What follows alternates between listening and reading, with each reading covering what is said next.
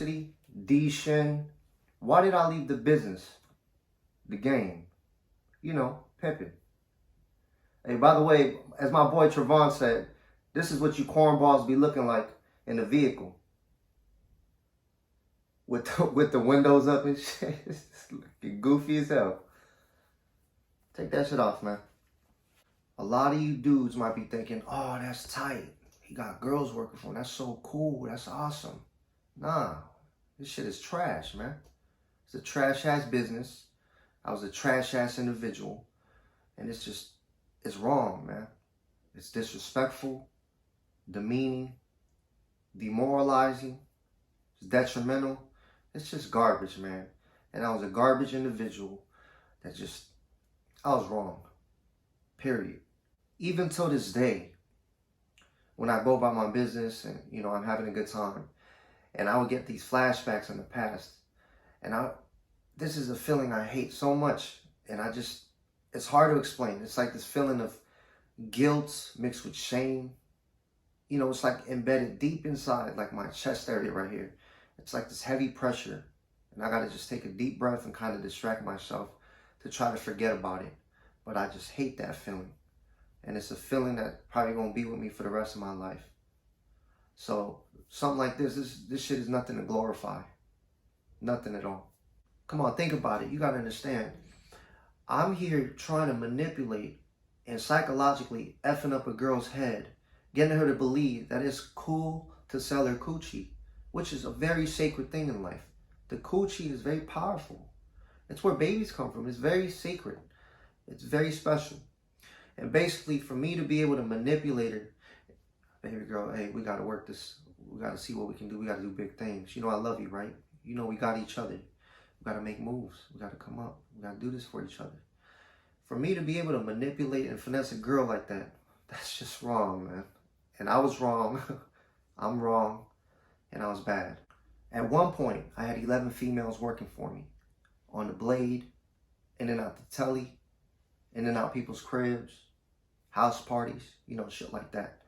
I'm going to explain to you what the blade is. The blade is basically the streets. You know, the sidewalks where the girls be walking up and down. Had them all throughout LA, Orange County. I'm not sure if I should be saying these streets. Make sure you don't go there. I had them all throughout Fig, Western and Slauson. And in Orange County, it was like Harbor and Hazard, around that joint. Eventually, I went from the blade and upgraded to the hotel. And that's when Backpage and Humaniplex was prevalent. I wanted to expand, and I wanted to see how I can flip the business. So I basically took it to the next level and had the girls service like rich folks all throughout LA, Beverly Hills, you know, areas like that. Doctors, lawyers, it'd be like house parties. They'd be partying with the girls, and they'd be doing all kinds of shit in there. And that's where I took it. I also went out to Vegas and put them in those big tellies in Vegas. Bellagio, Mirage, Caesar's Palace, you know, shit like that. Every once in a while, I still talk to my girls. Well, they're not really my girls right now, but every time I talk to them, I'm always apologizing, asking for forgiveness. But the funny thing is, they're not even mad at me. A lot of them are actually thanking me, which is kind of crazy because I'm sitting here feeling guilty as shit. They still tell me how much they miss me, that they still love me. And I'm trying to wonder, I'm figuring out why the heck are they thanking me? But this is what they tell me. They tell me that I shed light into their lives, that they're able to see the world in a different perspective, which just kind of blows my mind. A lot of them are actually doing well right now. They either got their own business or working for a big company. Except for one, the one that I spoke to about a year ago, she told me she was still hoeing, she was still in the business. And she told me she had like a little drug problem and that she was using that, you know, to get paid for it. And I told her, I said, you know, it's time to leave the game. The shit is ratchet. You gotta leave. And she told me, she started getting mad. She started saying stuff like, hey, don't tell me what to do. And so I just kind of left it at that. What kind of threw me off guard is when she told me she was independent. She had no pimp. Basically, she was doing everything herself. And I told her, you're living a very dangerous life. You're playing a very dangerous game. You gotta leave the game. Then she started getting mad, saying, oh, you brought me into this mess, this and that. And I left it as is. The reason why a lot of these hoes, they got pimps is because it's a very dangerous game. Think about it. You don't know what the Johns are capable of. And when I say Johns, I'm talking about, the tricks, the dudes that are paying for the coochie. And the word tricks, by the way, it evolved over time. Nowadays, tricks can be used for a man that pays for the coochie, a girl's time, drop money for a girl at the strip club. This could all be tricking. So the word evolved over time.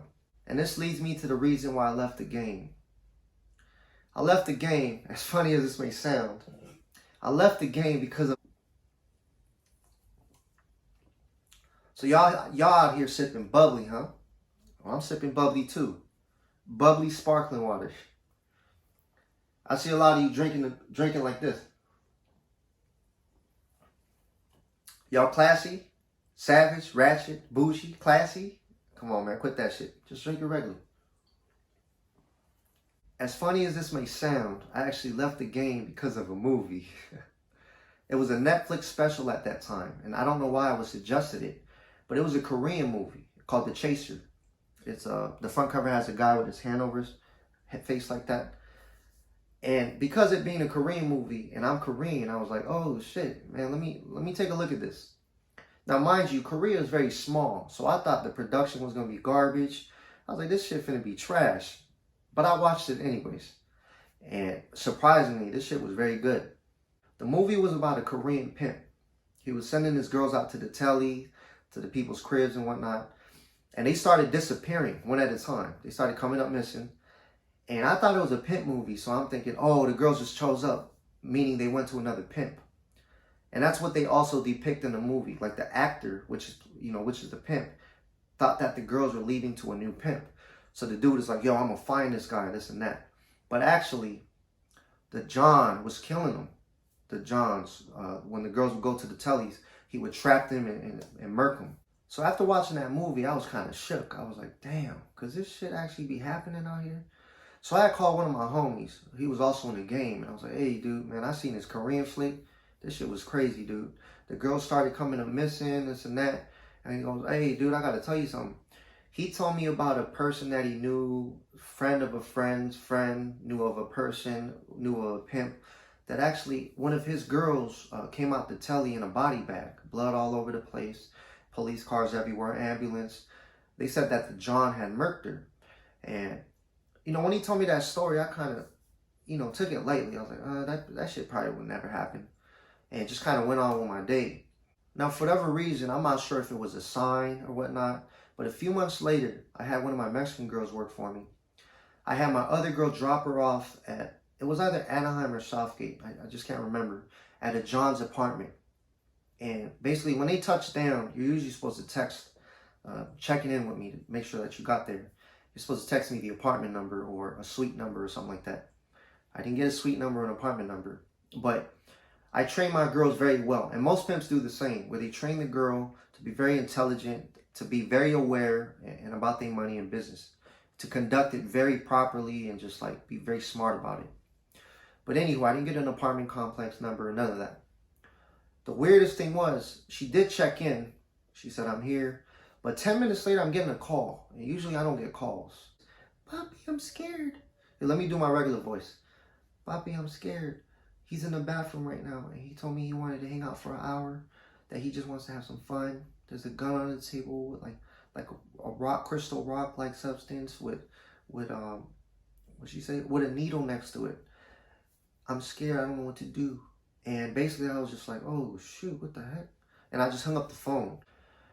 I kind of sat there a little nervous for about a few minutes, and I was just like, you know what? And I called her back, and I said, hey, put that dude on the phone real quick.